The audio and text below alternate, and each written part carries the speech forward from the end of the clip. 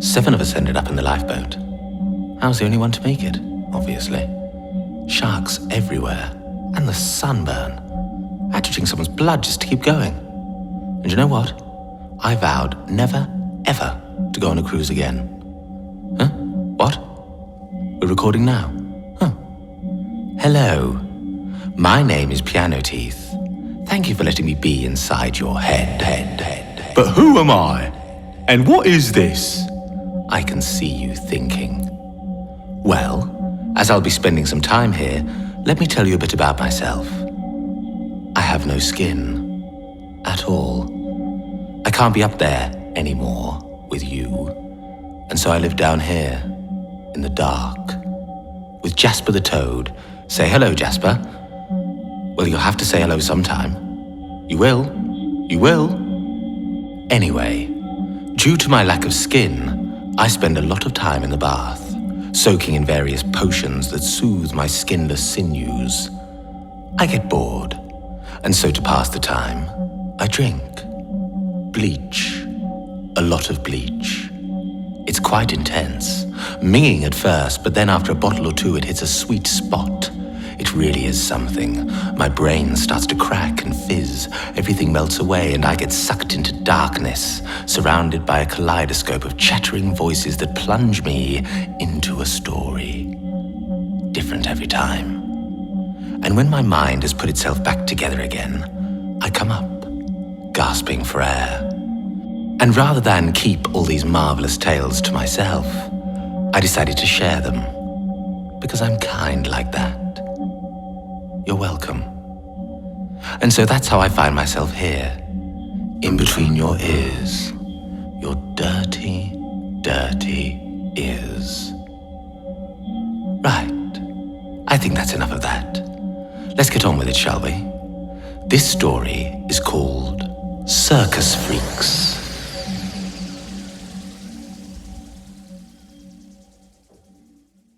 The crowd roared. Whoops and cheers swirled around the big top in a whirlwind that bounced off the red and white canvas. The air hung heavy. It smelt of stale beer, fags, sweat and piss. A pig ran round the ring in the middle. On his back sat a dwarf, dressed as Julius Caesar in a toga with a wreath on his head. He would dig his heels into the pig's sides, sharply, slapping it with a wooden sword, screaming, "Faster, faster!" forcing the pig to charge, squealing with pain and fear, chasing after another dwarf, dressed in ragged furs, as some sort of barbarian. Hector watched from behind the stalls, in the shadows at an entrance to the ring. Arms crossed, leaning on a wooden post, he wore a long red coat, its tails hanging down the back of his legs, hugging his lean frame. A black velvet waistcoat sat neatly on a faded white shirt, tucked into black and white tailored trousers that clung to his thin legs, sat in jet black polished rider's boots. He liked black. In one hand he held a tobacco-brown cane, the top of which sat an embossed silver wolf's head. A skull-ringed thumb rested between his ears. In the other hand was a long clay pipe, which he tapped against a gold tooth as he listened to the crowd laughing at the two dwarfs, who now wrestled each other on the sand. The pig, too afraid to do anything else, carried on running round and round the ring. Thick pig, Hector muttered to himself, before sucking lazily on the end of the pipe. It was a full house tonight, and he smiled at the thought of counting up his takings. It was good. Word would spread, and hopefully the next town that they rolled into would have already heard about Hector's circus, or Hector's home for the hopeless, as he liked to call it. He'd gathered together a bunch of oddballs, bearded ladies, wolf children, and a man with 2 dicks and other misfits, throwing them together with some clowns, sword swallowers, acrobats and animals, and you've got yourself a circus. You've got yourself a show. And Hector always put on a good show. He knew exactly how to make money from the mob, appealing to their worst instincts. The emperors of Rome had the Colosseum. Hector had a tent and a bunch of freaks. And he was the master. The host. The dwarves' act was nearly finished. The barbarian lay, pretending to be wounded, while Caesar stood over him, sword in hand, holding his thumb up to the crowd, waiting for their verdict. "Finish him!" shouted the crowd. They roared as Caesar dramatically pointed his thumb down before driving the wooden sword into his foe. The barbarian caught the sword, holding it in his guts as he kicked and writhed before laying dead. Caesar then lifted up his toga, and standing over his vanquished enemy began to piss on him.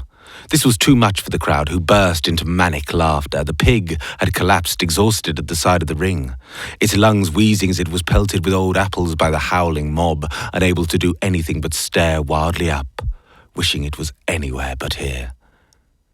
It was going well, Hector thought, as he finished his pipe. He turned to look at the mirror next to him.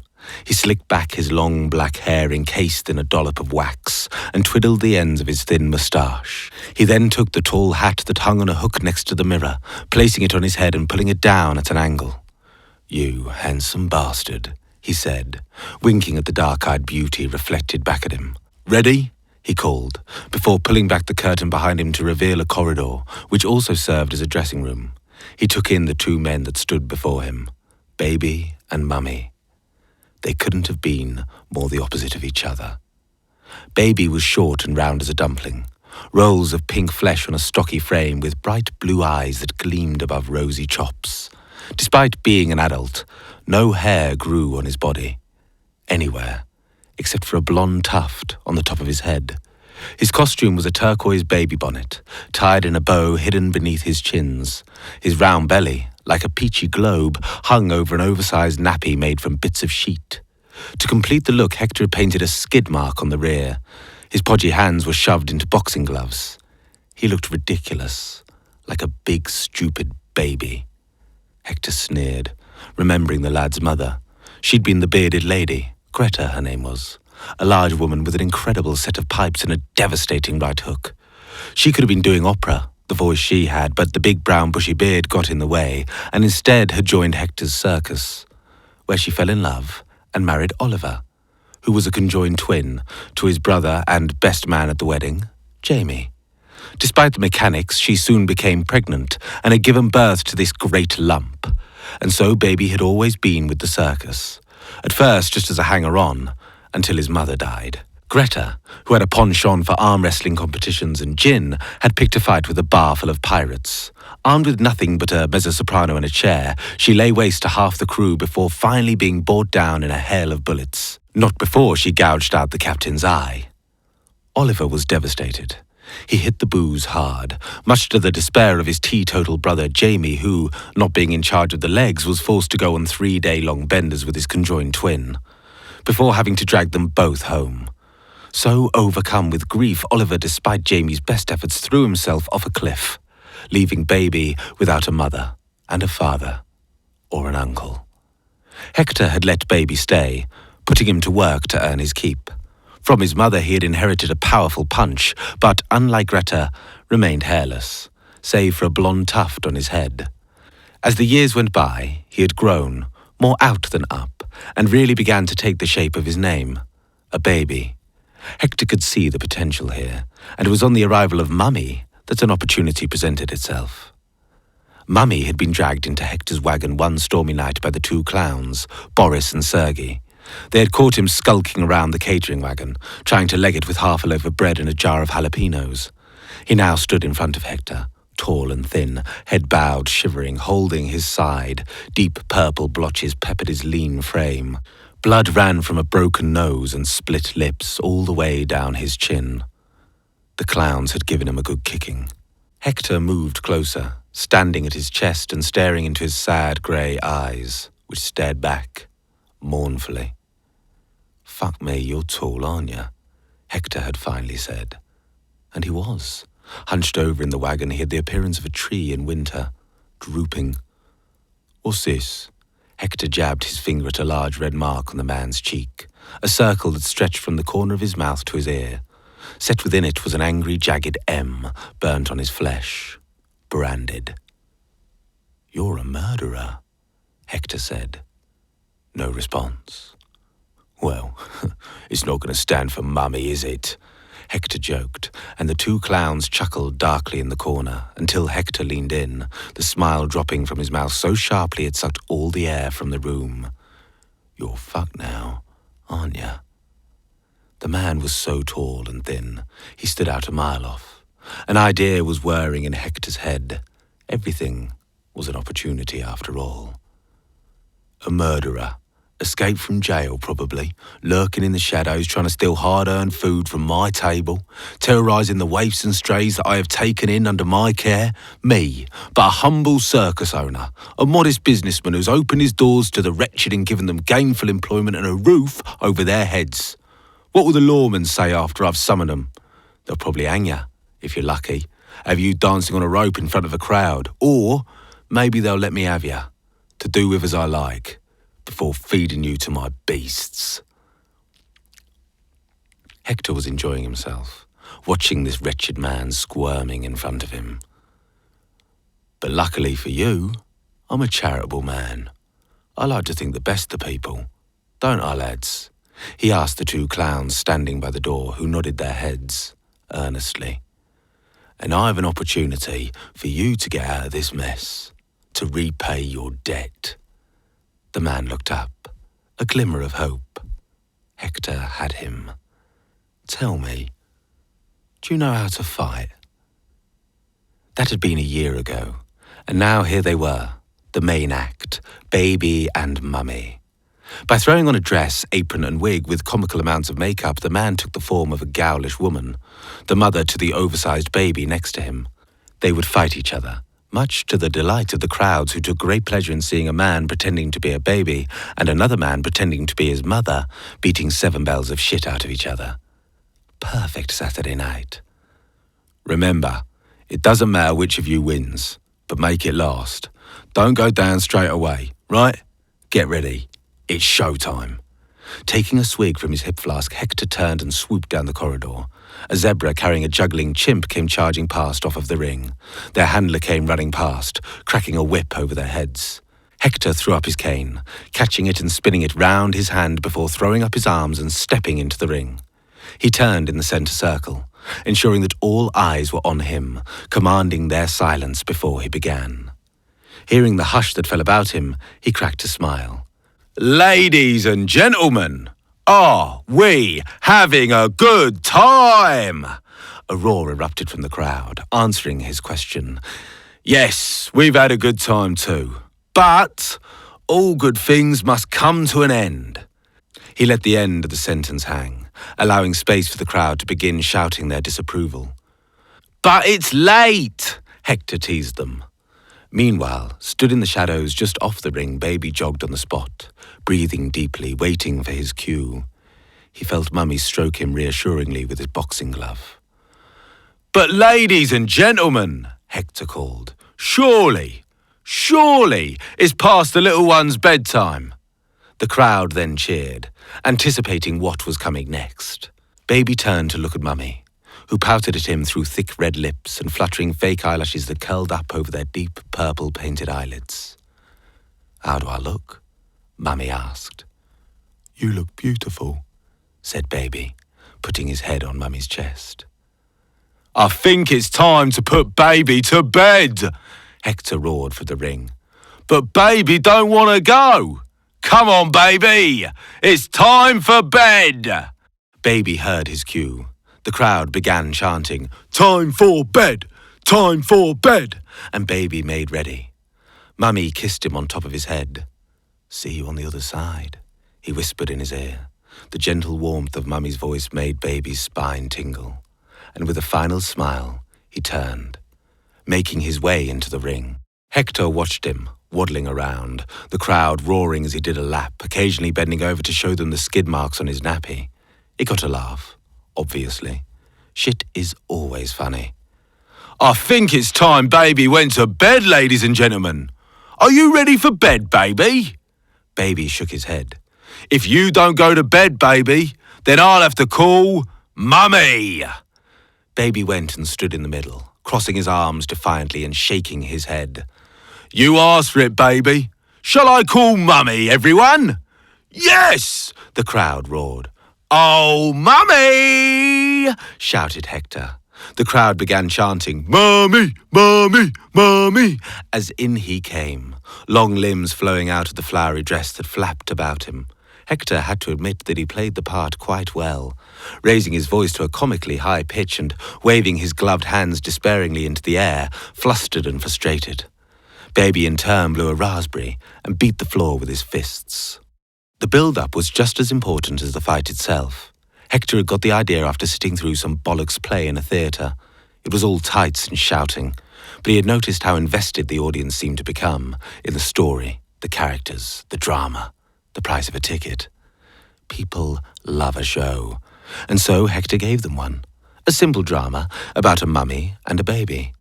But his show finished with a fight. A real one. That's why theatre was shit.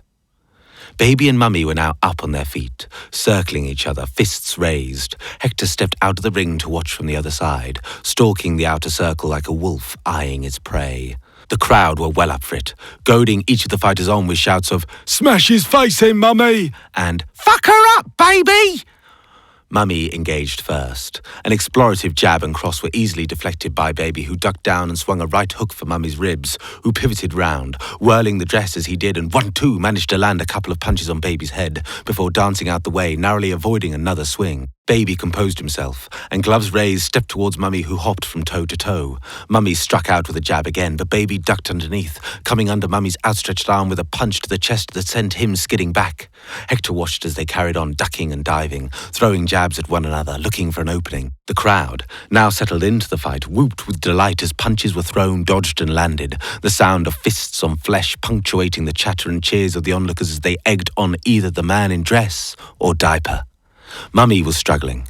Even though he had hit more, Baby hit harder, and several well-placed blows had left him gasping for air, whilst a straight cross had hit him square in the face. Blood burst from his nose, down his chin, speckling the flowers on his dress. Baby, himself sporting a split lip, looked to Hector to see whether he should finish it. But Hector gave a slight shake of the head. Yes, Mummy might die, but it was too soon to satisfy the crowd, and they probably could make some more money on the bar. Baby went back in, half-heartedly jabbing at Mummy, who batted the blows away. Mummy's head was ringing, his mouth caked with blood. He could barely focus on the punches thrown at him that seemed to fly out of a fog filled with lights and noise. He knew Baby was holding off, bless him. Mummy danced backwards, shaking his brain straight. The fog lifted, bringing him back. He spat blood out onto the sand and planted his feet firmly, raising his gloves. Baby advanced with a jab that he parried and returned, watching Baby winding his arm back for a hook that he felt whistle over his head as he ducked below, and with a power brought out of desperation, drove an uppercut with all his might into Baby's chin. With a crack that rang out around the canvas, Baby's jaw snapped shut. His head flung back as his eyes rolled white. Staggering back a few paces and reaching for something that wasn't there, Baby fell flat on his back, his foot twitching. Mummy looked about him as the crowd screamed, "Go on, Mummy! Finish him! Kill that fucking baby!" He paused, before catching Hector's eye, who nodded at him, pointing at Mummy and dragging his thumb across his throat. Reluctantly, Mummy threw himself on Baby and began hitting him wildly across the face. "I'm sorry. I don't want to. I'm sorry," Mummy whispered in between blows. Baby knew he had no choice. He was just pleased it was all over. The yells of the crowd began to fade, and Baby's vision was filled with Mummy, his face soaked with sweat and tears, streaked mascara, smudged makeup over his high cheekbones, red lips caked with blood running down his chin. He was so beautiful. Baby wished he could kiss him then. Impossible. So instead he just silently mouthed, "I love you," and smiled, letting Mummy know it was all okay. Hector, seeing that Baby wasn't going to get back up, decided it was time to end the battering and waved at the two clowns, Boris and Sergei, lolling by the stage entrance. They ran on, pushing Mummy away where he lay on his back, breathing deeply. Pulling his gloves off with his teeth, he rolled over onto his side, exhausted, gasping for air and watching as the two skipped around Baby. Mummy hated the clowns. Hector's henchmen, their faces always covered with layers of cracked chalk white paint and oversized manic grins. Short and stocky with colourful baggy clothes and bowler hats that made them look so silly, it hid what they really were. Vicious, violent bullies. Mummy had seen them slide knives through people's eyes simply for looking at them funny. The fact that they were clowns was never factored in. They pretended to struggle with Baby, pulling on his legs with exaggerated effort before letting go and falling backwards on top of one another. Baby opened his eyes and, oblivious to what was going on around him, began to heave himself up onto his legs where, still dizzy, he swayed before falling down again. He tried again, whilst the clowns ran around him, pretending to push him over, goaded on by the crowd's shrieks of laughter. Sergei went to fetch a metal bucket from the side of the ring as Baby, bent over with hands on knees, managed to get to his feet. The clown stood in front of Baby, holding the bucket up for all to see. There were cheers of encouragement as the bucket was swung in a great arc. 1, 2, 3. Its contents, ribbons of colourful paper, were thrown into Baby's face, sticking to the sweat and blood, turning him into a piñata. He stood, bewildered, before the bucket was brought down hard over his head, forcing him to sit back down again. He pulled at the edges, trying to wrench it off feebly with his gloves as Boris and Sergei danced around him, drumming on the top and screaming, "Wah!" This was too much for the crowd, who all began shouting, "Wah!" at the top of their voices. A great mocking, wailing chorus that sent a hot shot of rage running through Mummy's veins. He looked around at the sweating, slurping, burping horde of bawling pigs. The cackling clowns that had cracked his ribs were slapping and kicking his darling Baby. And there, watching from the side, with a shark-wide grin, was Hector. He could have stopped it, if he cared. But in reality, Hector would have been happy to offer crucifixion as entertainment. Mummy hated him, them, this. Was this all there was? Was this all that his life was to be? No, there had to be more than this. Baby was worth more than this. He was worth more than...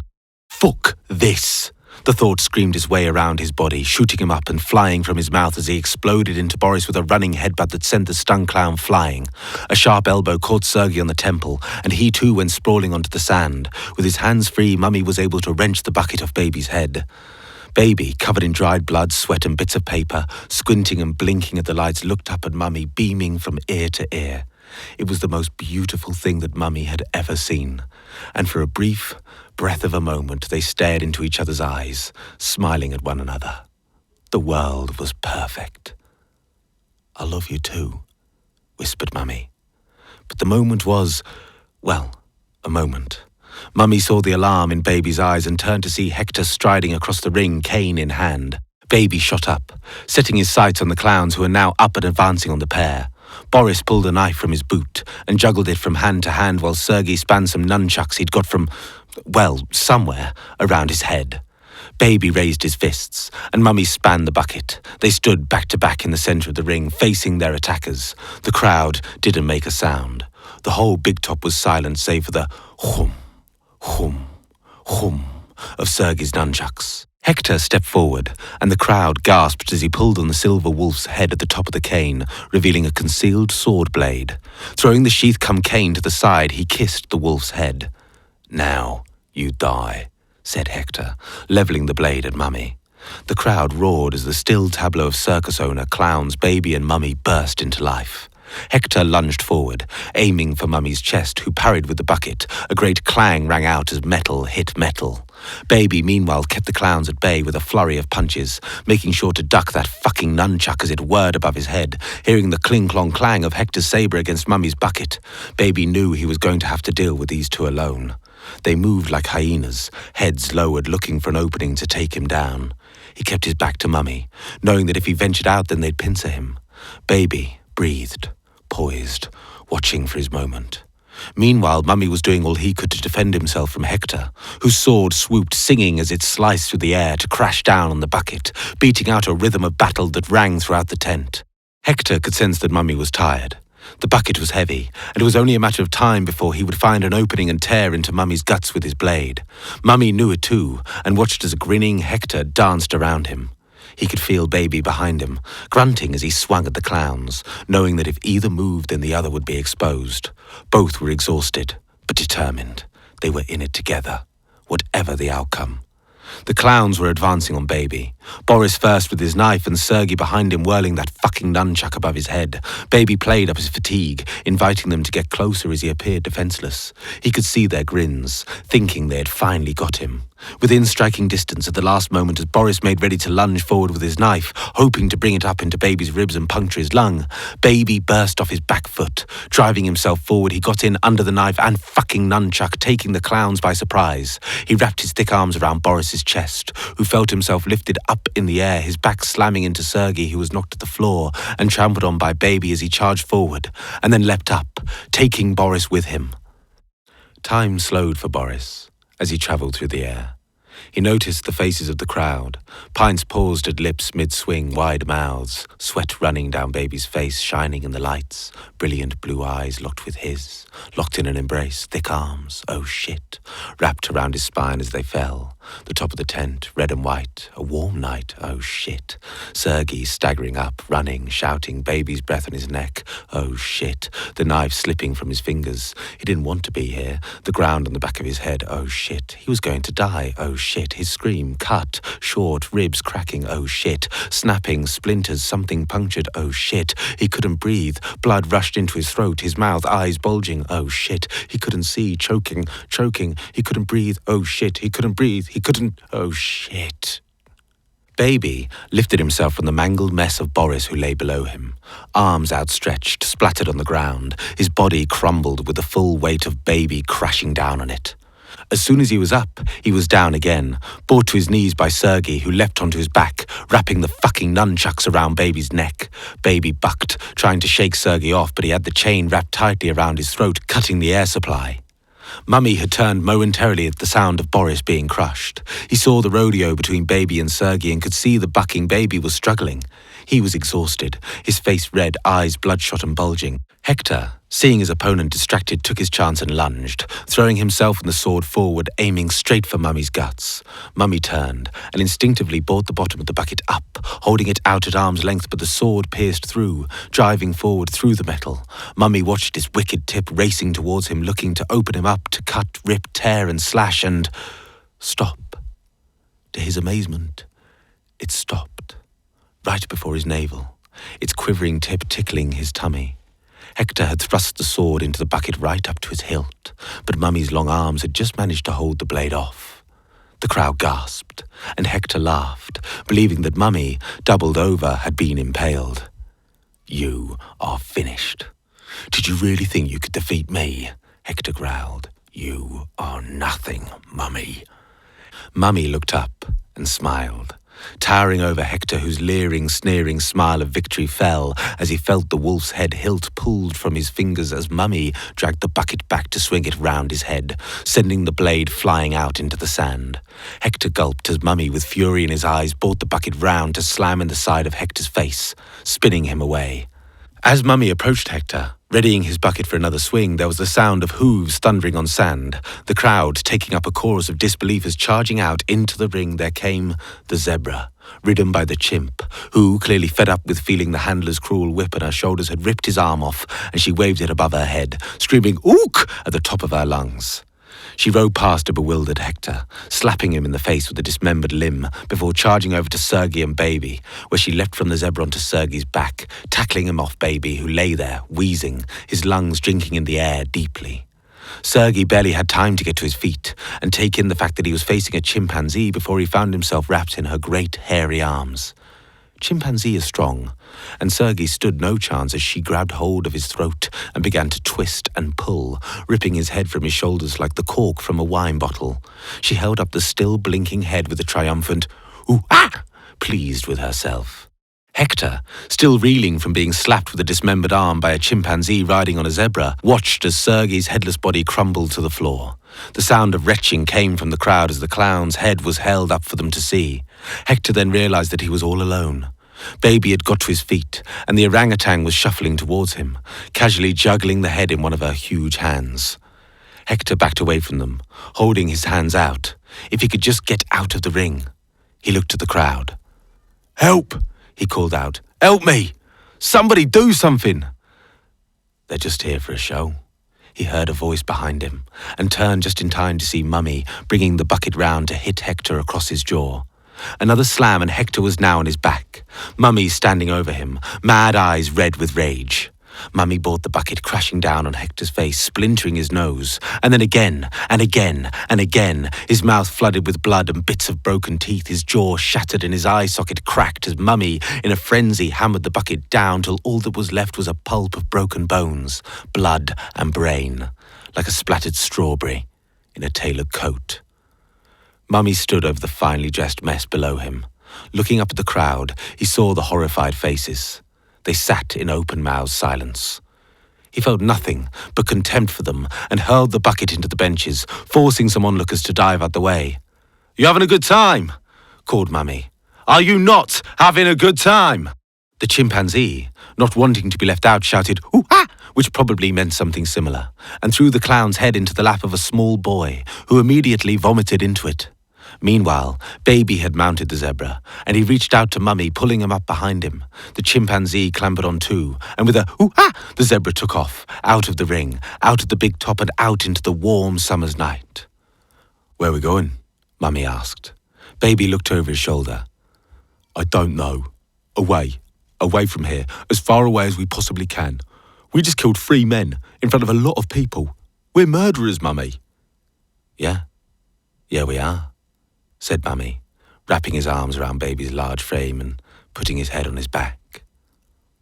"I love you, Baby," he said. "I love you too, Mummy," Baby replied. The chimpanzee said, "Ooh, ah," and patted the zebra, who said nothing, but carried on, down the dusty road towards the setting sun on the horizon, where the next adventure could begin. Wow, what a story. It had everything. A beginning, middle, an end. What more do you want? Nothing? Good. Well, this has been fun. I like spending time with you, coming in your ear, sitting in your head. I hope we get to do it again soon. Until next time, be well.